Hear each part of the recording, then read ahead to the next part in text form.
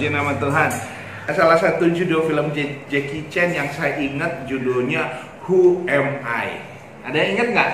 Ya kan, atau ya kan mungkin ya kan kita juga seneng ya kan sama si Jackie Chan ini. Who Am I? Ya kan dimana ya kan karena suatu kecelakaan Jackie Chan itu seorang tentara pilihan gitu kan, ternyata dia hilang ingatan ya kan, dia lupa siapa dirinya. Nah, malam hari ini kita akan bicara tentang hal ini.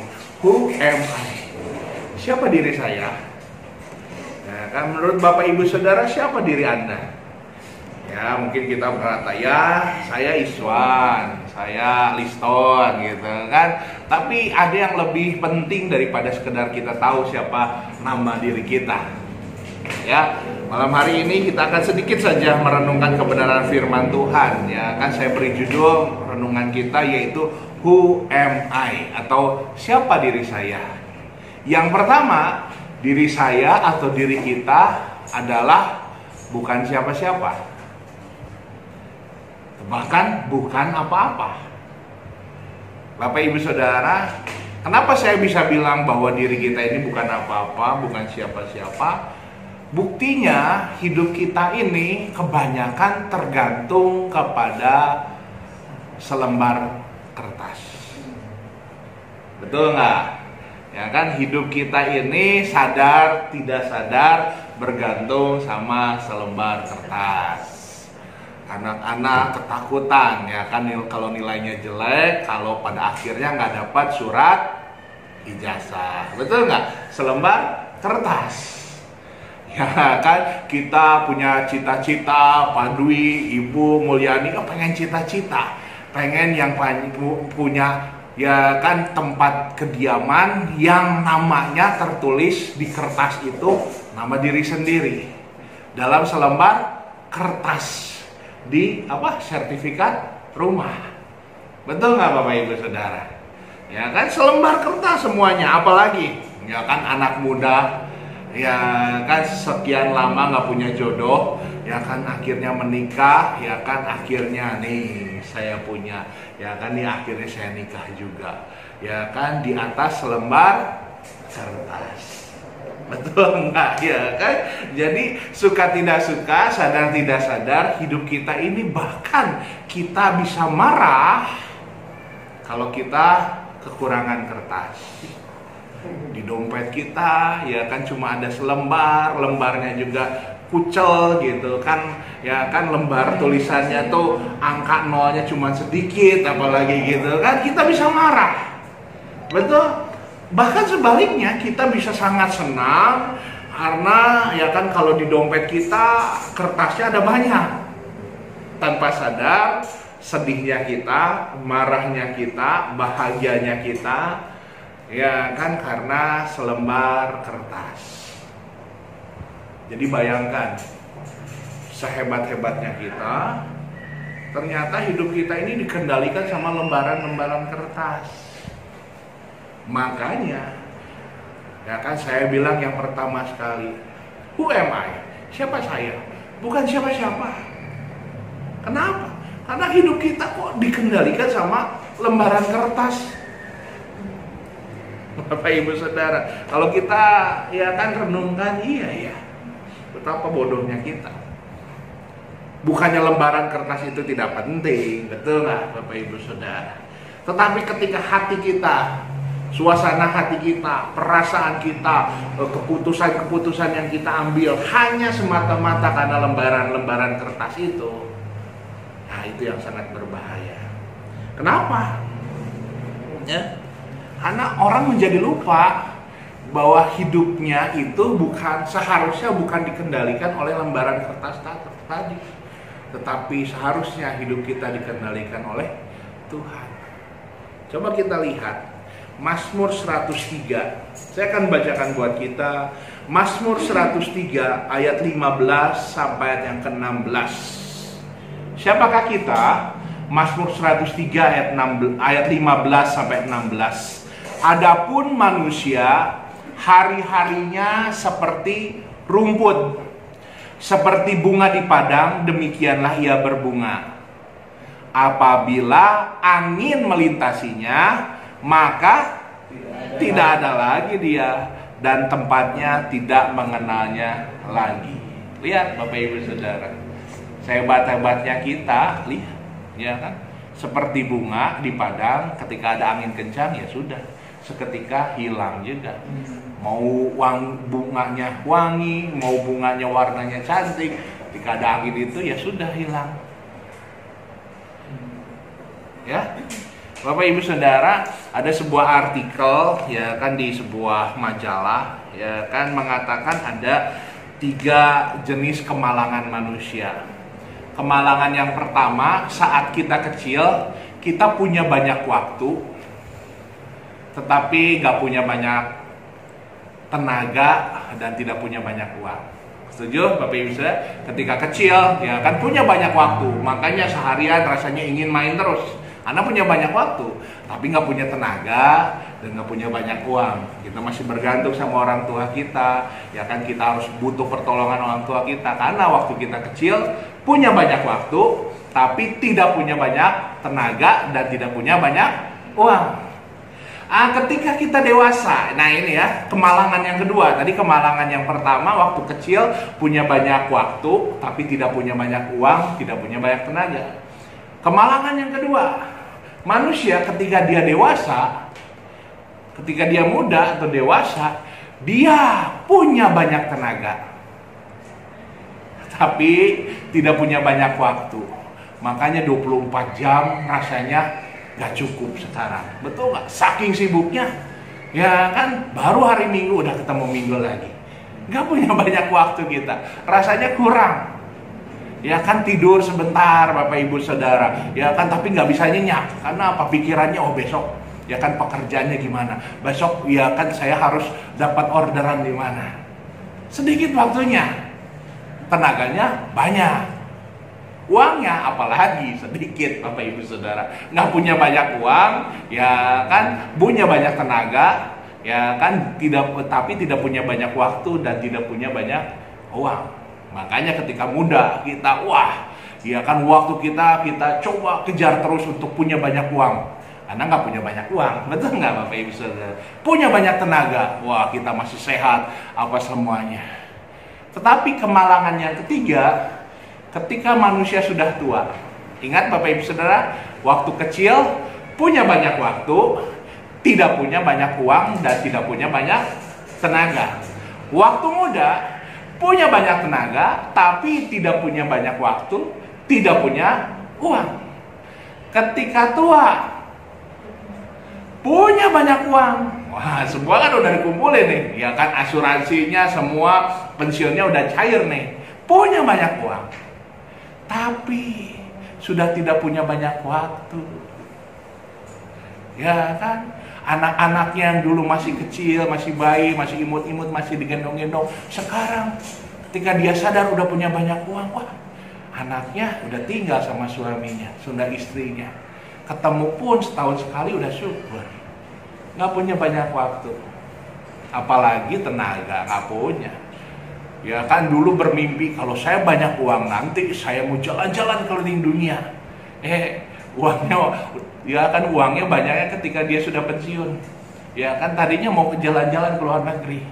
Ya tapi diabetesnya tinggi, kolesterolnya tinggi, tekanan darahnya tinggi, sehingga dokter bilang, Pak jangan banyak capek, istirahat saja di rumah. Nah, Ibu Saudara, jadi nggak punya banyak tenaga. Inilah yang disebut kemalangan manusia. Ya, jadi ketika dia tua, uangnya sudah banyak, tapi dia nggak punya tenaga dan nggak punya waktu lagi. Halo Bapak Ibu Saudara, lihatlah, ternyata hidup kita itu seperti itu. Jadi apa yang harus kita lakukan?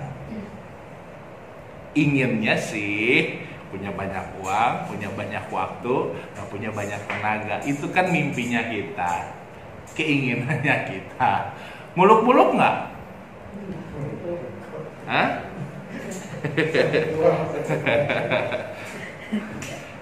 Sebetulnya enggak. Kenapa enggak? Kita bisa kok ya kan mendapatkan itu semua. Ada waktu, ada tenaga, ada berkat uang. Ada syaratnya tapi, dan syaratnya ini nggak mudah dan tidak murah. Ya kan, jangan pengennya enak dong, tapi kalau ngomong usahanya pengennya gampang. Syaratnya satu, coba kita lihat dalam Yohanes pasal yang ke-15. Yohanes pasal yang ke-15 ayat yang ke-5. Saya akan bacakan ya. Yohanes pasal yang ke-15 ayat yang ke-5. Akulah pokok anggur dan kamulah ranting-rantingnya. Barang siapa tinggal di dalam aku dan aku di dalam dia, ia berbuah banyak. Sebab di luar aku kamu tidak dapat berbuat apa-apa. Jadi kalau kita pengen dapat apa-apa, simpel. Kebalikannya tadi. Kalau kita tetap tinggal di dalam Tuhan dan Tuhan tetap di dalam kita. Karena Tuhan mengatakan kalau kamu di luar aku, kamu nggak dapat apa-apa, nggak dapat waktu, nggak dapat uang, nggak dapat tenaga. Tapi sebaliknya dong, betul nggak? Kita bisa mendapatkan semuanya kalau apa? Seperti tadi, akulah pokok anggur dan kamulah ranting-rantingnya. Kita harus hidup melekat dengan Tuhan. Ranting kan yang pada akhirnya menghasilkan buah, betul nggak? Menghasilkan bunga yang indah, buah yang manis. Ya kan, ranting bilang, lihat, saya bisa menghasilkan buah yang manis. Lihat, saya bisa menghasilkan bunga yang indah. Tapi ingat, jangan lupa, itu karena apa? Karena ada aliran. Ya kan, sari buah, pertumbuhan airnya dari mana? Dari pokoknya. Amin, Bapak Ibu Saudara. Ya, jadi memang menurut manusia gak mungkin kita bisa mendapatkan apa yang kita inginkan. Tetapi kalau kita tetap memegang firman Tuhan, tinggal di dalam Tuhan, melekat di dalam Tuhan, apa yang mustahil bagi dunia, justru itu bisa terjadi dalam kehidupan kita. Amin. Asal ingat, kita ini bukan apa-apa. Kita ini bukan siapa-siapa. Kalau kita punya kesadaran itu, kita ini bukan apa-apa tanpa Tuhan, bukan siapa-siapa tanpa Tuhan. Justru disitulah kita membutuhkan Tuhan sepenuhnya. Justru disitulah kita harus mendekat, mengandalkan Tuhan. Disitulah ketika kita menjadikan Tuhan pokok anggur kita, mengandalkan Tuhan, kita yang tadinya bukan apa-apa, bukan siapa-siapa, menjadi seseorang yang luar biasa. Amin. Ya, jadi yang di dalam kita yang luar biasa. Kitanya bukan siapa-siapa. Ya kan? Pujian anak sekolah minggu mengatakan, dia harus makin bertambah, ku harus makin berkurang. Bu Kusmi ngelihatnya gitu amat ke saya. Berkurang apanya? Ya kan, bobotnya tambah berat gitu, tambah aja gitu. Tahu aja, ketahuan. Ya kan, tapi ya itu artinya, mari biarkan Tuhan Yesus yang makin besar dalam kehidupan kita. Amin. Ingat Bapak Ibu Saudara, kita bukan siapa-siapa tanpa Tuhan, ya. Tetaplah menempelkan diri kita kepada Tuhan. Yang kedua, jadi pertanyaannya, siapakah diri kita? Diri kita bukan siapa-siapa. Oleh sebab itu, ya kan, kalau kita mau menjadi sesuatu, menjadi siapa yang berguna, mari kita jadikan Tuhan kita adalah pokok anggur kita. Amin. Yang kedua, kita harus sadar siapa diri kita. Diri kita ini bukan pemilik, tetapi hanya pengelola. Ya, diri kita bukan pemilik, tapi pengelola. Nah, saya balik lagi tadi. Banyak orang yang mengejar kertas tadi, betul nggak? Ya memang kertas-kertas itu berharga, ya kan? Tetapi Bapak Ibu Saudara, tahukah kalau kita mungkin hidup kita dapat tadi kertas sertifikat tanah, sertifikat rumah, dan lain sebagainya, kita senang. Tapi yakinlah bahwa selama kita hidup, ada satu kertas yang tidak akan kita dapat. Ada yang tahu Bapak Ibu Saudara kertas yang tidak mungkin kita dapat selama kita hidup? Ya, surat kematian. Kenapa? Karena surat kematian dikasih kepada anggota keluarga kita kalau kita sudah metong alias mati, Bapak Ibu Saudara. Jadi kitanya nggak dikasih, kalau kitanya mati yang dikasih ya anggota keluarga kita.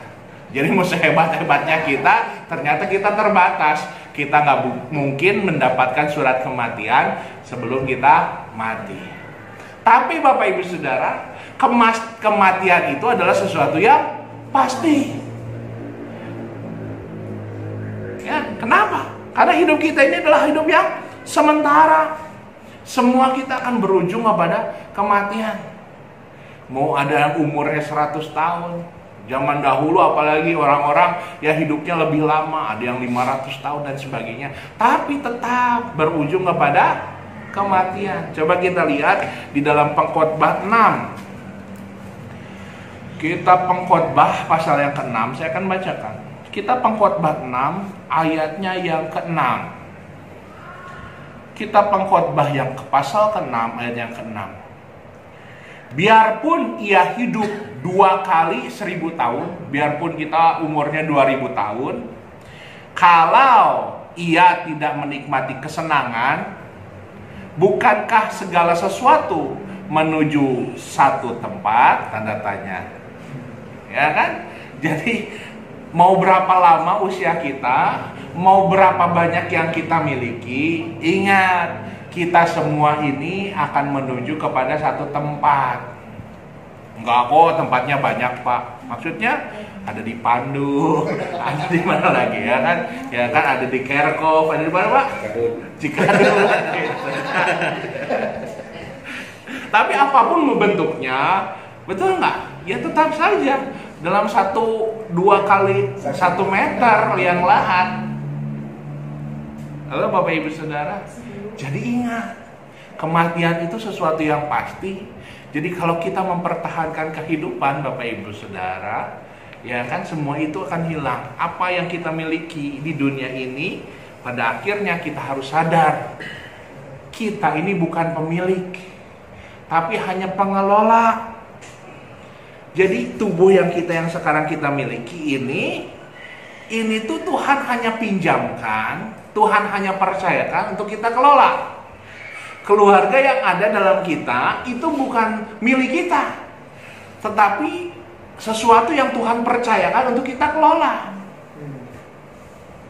Ya, kalau Pak Dwi punya usaha, ya kan jual spare part atau under deal. Namanya apa Pak?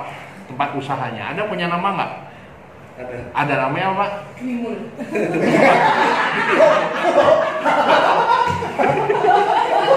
Kan enak aja ngarang-ngarang masih nama. Bisa. Apa namanya Pak? Banyak sih Pak, tapi yang banyak alias. Oh banyak alias. Namanya apa Pak yang paling? DC Motor. DC Motor. Ya kan, toko under deal spare part DC Motor. Secara manusia ownernya tahu. Kalau pelanggannya, oh ini ownernya Pak Dwi Cahyo yang punya DC Motor. Betul nggak? Ya kan, apa yang kita punya? Ada memiliki owner AVO, Eternity Shop. Punya apa lagi? Ya kan saya mungkin, ya kan GBT Immanuel. Orang bilang bahasanya gembalanya atau ownernya. Halo Bapak Ibu Saudara, kita semua ini nggak punya. Kita ini bukan owner. Kita ini hanya istilahnya seperti manajer. Memanage, mengelola. Seketika Tuhan bisa ambil kok. Apa yang kita bangun, ya kan tahunan, kalau Tuhan mau ambil, Tuhan ambil. Kenapa?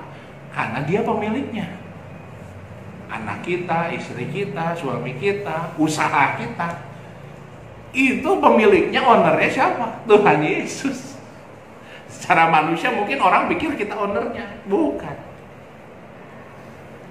Ya kan? Oleh sebab itu Bapak Ibu Saudara, kalau kita adalah owner, kalau kita adalah orang yang dipercaya untuk mengelola, pada akhirnya ada satu momen, satu rapat Betul nggak Bapak Ibu? Kalau di tempat pekerjaan ada rapat tahunan untuk mempertanggungjawabkan apa yang sudah kita kerjakan.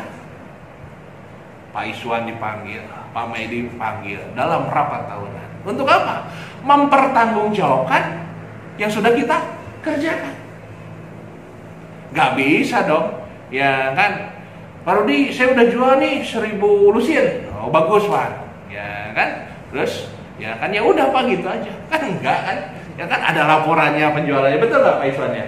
Ya kan duit-duitnya juga ya tetap harus disetorkan ke perusahaan. 1000 lusin nih, oh, ya kan kantongin aja semua. Yang penting saya jual. Kan bukan gitu, betul.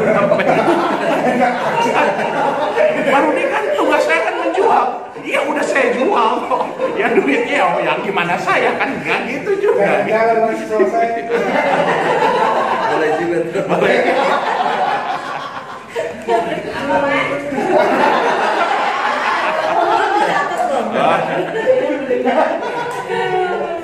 Ya kan ingat, segala sesuatu pada akhirnya kita harus menghadap big boss, menghadap owner untuk mempertanggungjawabkan apa yang sudah kita lakukan. Coba kita lihat Pengkhotbah 11 ayat yang ke-9. Bersukarialah hai pemuda dalam kemudaanmu.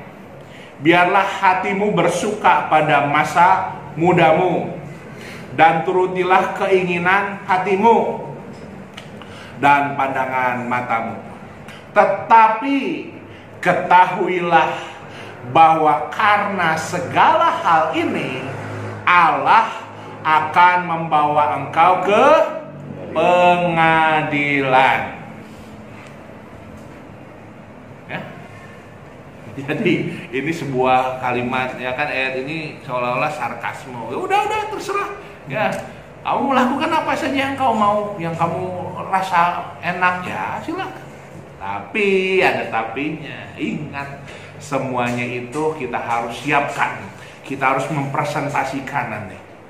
Nih ya kan bagian-bagian kita harus siapin presentasi nih. Di saat rapat tahunan, ya kan ada presentasi, betul nggak?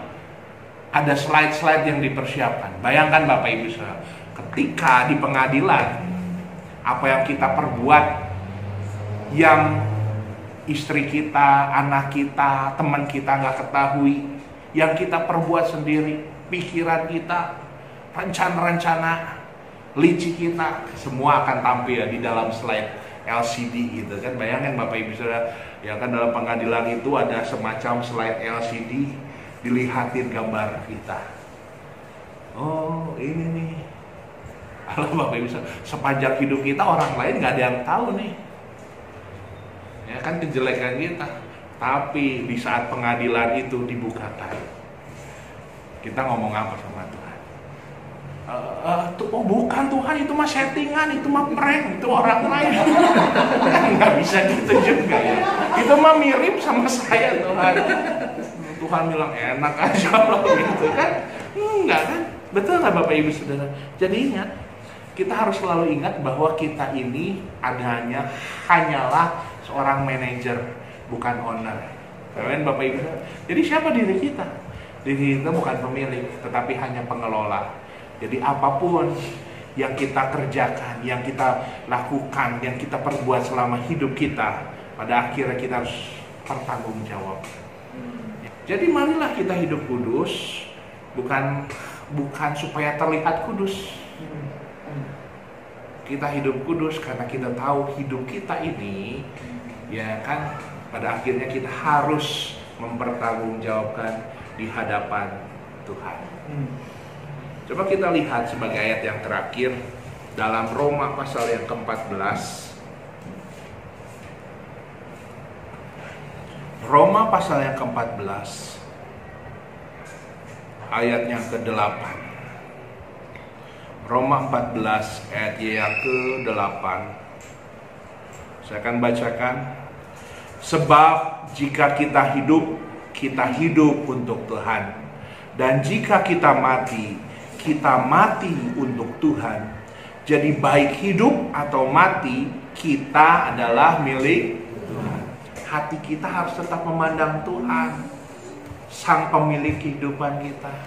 Seringkali kita suka lupa cuman mandang diri sendiri, memandang keinginannya kita, memandang orang lain, memandang apa sih penilaian orang yang akan kepada saya. Betul nggak Bapak Ibu? Kita suka lupa bagaimana penilaian Tuhan terhadap kita. Mungkin kita hebat, kita baik di hadapan orang-orang, tapi kita lupa apakah kita sungguh-sungguh hebat di mata Tuhan kita. Ya, biarlah malam hari ini kita belajar merenungkan siapa diri kita. Kita ini bukan siapa-siapa, dan kita ini bukan pemilik, kita hanya pengelola. Ya, kalau kita merenungkan, melakukan hal ini, saya percaya kita akan jadi pribadi-pribadi yang penuh dengan tanggung jawab, penuh dengan integritas. Ya kan, dan saya percaya dan mengimani dan berdoa suatu waktu kelak ketika kita harus memang menghadap tahta pengadilan Tuhan, kita semua ya kan akan keluar dari ruang pengadilan itu penuh dengan hati yang sukacita. Karena apa? Karena di ruang pengadilan itu kita sudah terbukti memang layak di hadapan Tuhan. Syaratnya tadi yang akan jadikan Tuhan kita pokok anggur kehidupan kita. Tetaplah melekat dalam Tuhan, hiduplah di dalam takut akan Dia. Tuhan Yesus memberkati.